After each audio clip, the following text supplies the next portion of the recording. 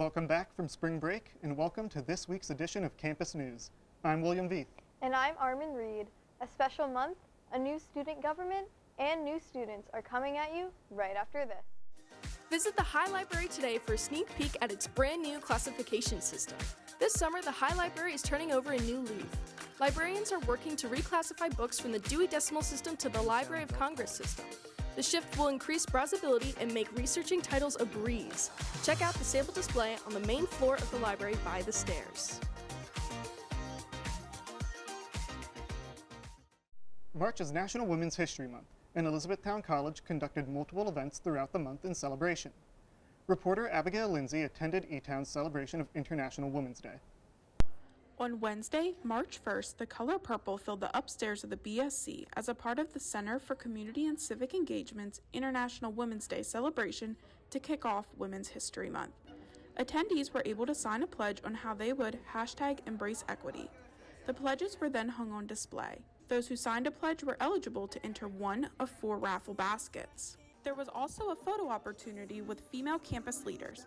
A few shared what International Women's Day means to them. Empowering each other, lifting each other's voices up, and making sure that we're supportive of one another. It is a great place to be in at Elizabethtown College because we have so many women in leadership here on our campus, from our president to our senior leadership team.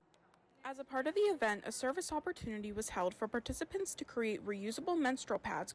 We're doing the starting process of it, so we're cutting up towels into little squares, and then someone else will be sewing them and making them into more suitable for pads for people who do not have access to them.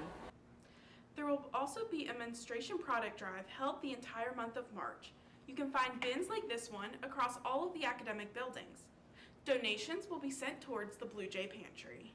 The Bowers Center also provided opportunities for students to celebrate.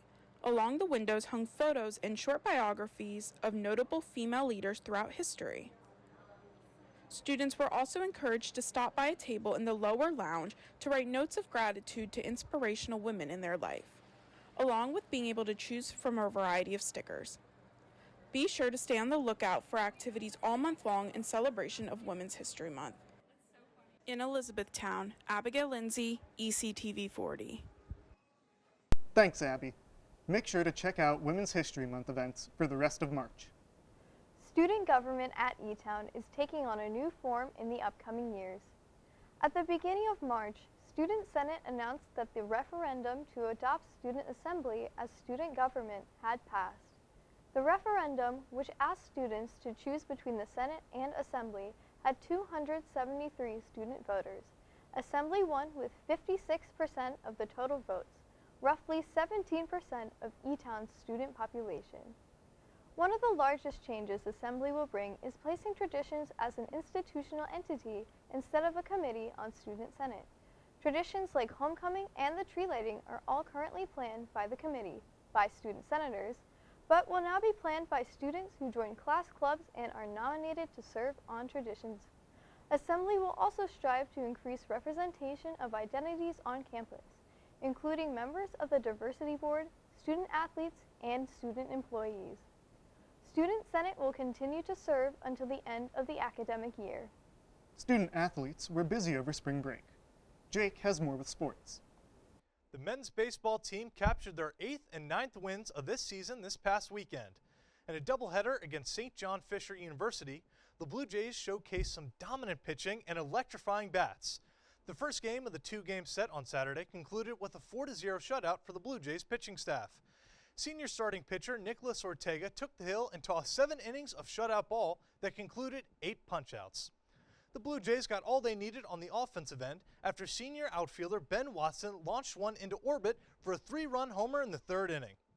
The second game was a back-and-forth affair, but ultimately, E-Town would once again secure the dub, this time with an 8-5 win. Sophomore Kyle Mulville started in this one and delivered 4 respectable innings. Sophomore Greg Zerby followed up that performance with 5 innings in relief. First year, Quinton Pirelli provided some much-needed offense with his 2-run bomb, which gave E-Town the lead in the 5th inning. Both teams continued to push runs across the plate throughout the afternoon, but in the 9th, Zerby sealed the deal with a scoreless frame. E-Town now sits at 9-4 on the season, and they will look to use this momentum going into Saturday.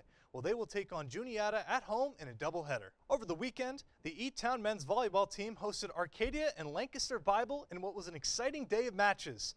The Blue Jays started off the day playing Lancaster Bible, which saw the Jays fall short, losing 3 sets to 1.